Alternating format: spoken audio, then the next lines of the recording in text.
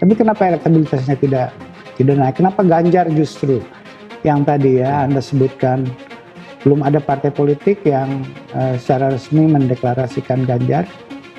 Harapannya adalah kita tahu dari PDI Perjuangan sebagai partainya Ganjar sendiri, kira-kira begitu. Dan itu belum terjadi. Belum ada keputusan resmi dari PDI Perjuangan, kira-kira kayak begitu. Kita lihat ya pada Ganjar, Anies dan Prabowo. Orang yang pernah menggunakan internet 38% itu cenderung memilih Ganjar. Ya. Anies 29, Prabowo 25.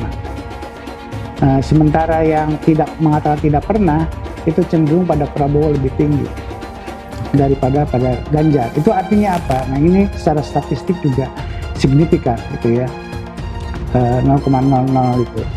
Nah itu artinya apa? Artinya memang ada asosiasi antara internet dengan Ganjar gitu. Nah itu mengindikasikan bahwa yang sangat membantu Ganjar sejauh ini adalah media sosial.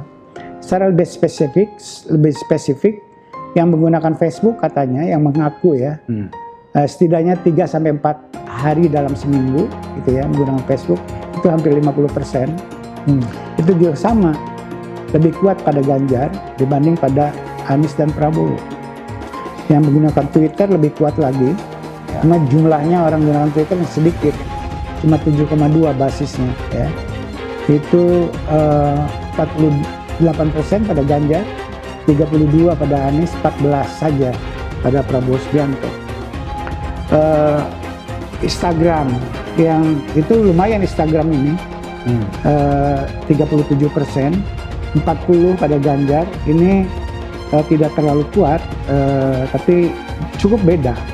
Pada Ganjar 40, pada Anies 35, pada Prabowo 18. YouTube 41, 31, 21 ya. Di Ganjar juga selisihnya cukup berbeda, kira-kira begitu. Cuman di sini kita melihat Prabowo semakin yang di antara tiga tokoh ini, Prabowo adalah tokoh yang kurang terasosiasi dengan media.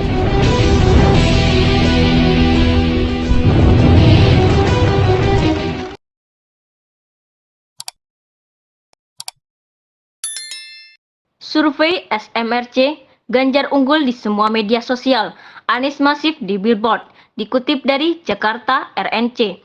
Keunggulan Ganjar Pranowo dibanding tokoh-tokoh lain untuk pemilihan presiden saat ini berasosiasi dengan akses pemilih pada internet dan media sosial. Demikian dikatakan pakar ilmu politik, Profesor Saiful Mujani dalam program Bedah Politik bersama Saiful Mujani, episode menuju Pilpres 2024, Siapa Unggul di Media Sosial, yang disiarkan melalui SMRC TV pada Kamis 2 Maret 2023.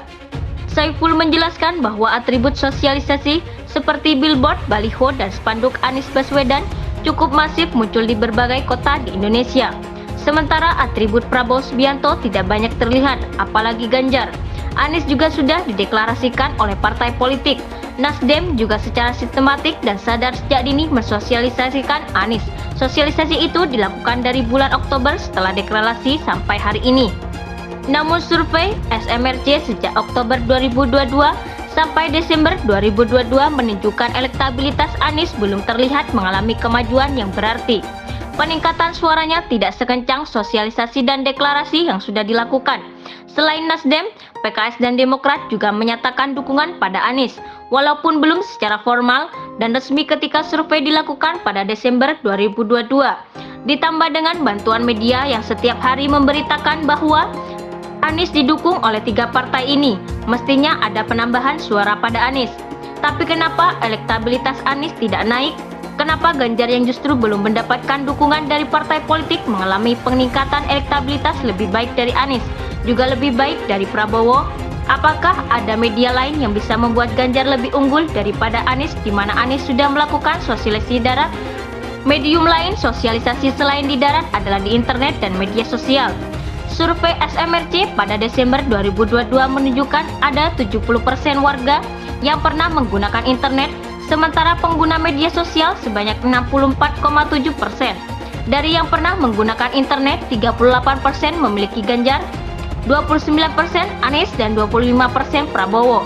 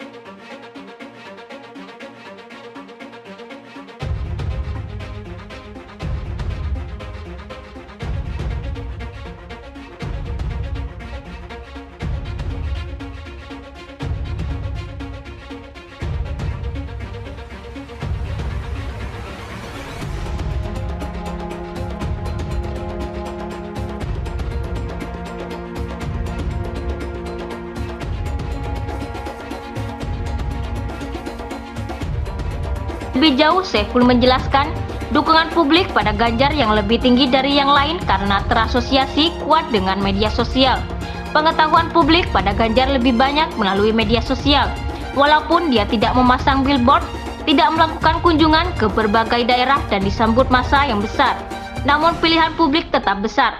Ini menunjukkan, lanjut Saiful, bahwa yang paling banyak membantu Ganjar sejauh ini adalah media sosial. Secara lebih spesifik di kelompok pengguna media sosial, dari 49,2% pengguna aktif Facebook 3-4 hari dalam seminggu, 37% diantaranya memilih Ganjar, 27% Anies, dan 26% Prabowo. Pengguna aktif Twitter sekitar 7,2% dari total pengguna media sosial, 48% diantaranya memilih Ganjar, 32% Anies, dan 14% Prabowo. Sementara dari 36,9% pengguna aktif Instagram, 40% memilih Ganjar, 35% Anies, dan 18% Prabowo. Penonton aktif YouTube sebesar 59,9%, 41% diantaranya memilih Ganjar, 31% Anies, dan 29% Prabowo. Ada 36,8% pengguna aktif TikTok, 40% diantaranya memilih Ganjar, 33% Anies, dan 22% Prabowo. Di antara pengguna aktif 5 platform media sosial populer ini, Ganjar mendapatkan dukungan terbesar, disusul Anies, kemudian Prabowo. Urutannya konsisten, Ganjar, Anies, Prabowo.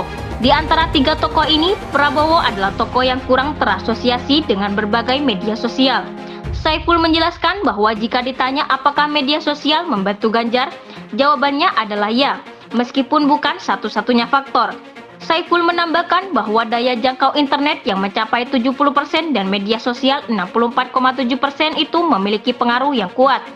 Sementara daya jangkau atribut luar ruang seperti billboard, baliho, dan spanduk terbatas. Pemasangan atribut luar ruang ini juga belum masif dilakukan oleh tim kampanye para tokoh potensial calon presiden tersebut. Di antara tokoh-tokoh itu, tim Anies yang paling masif sejauh ini. Dalam kondisi seperti ini, menurut Saiful, seharusnya sosialisasi yang paling efektif adalah melalui media internet. Adapun kampanye luar ruang, mestinya dipasang untuk menyasar 30% warga yang tidak memiliki akses internet tersebut. Yang selama ini terjadi adalah atribut kampanye luar ruang dipasang di wilayah yang memang sudah mendapatkan akses internet seperti di daerah perkotaan. Sehingga sosialisasi luar ruang lebih banyak menyasar warga yang memang sudah tahu tentang calon. Harusnya atribut itu dipasang di gunung-gunung, bukan di kota-kota.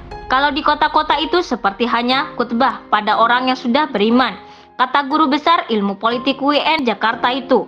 Orang yang tidak mendapatkan akses internet menurut Saiful umumnya adalah masyarakat dengan tingkat pendidikan dan pendapatan yang lebih rendah, serta tinggal di pedesaan. Mereka ini juga tidak terjangkau oleh sosialisasi luar ruang.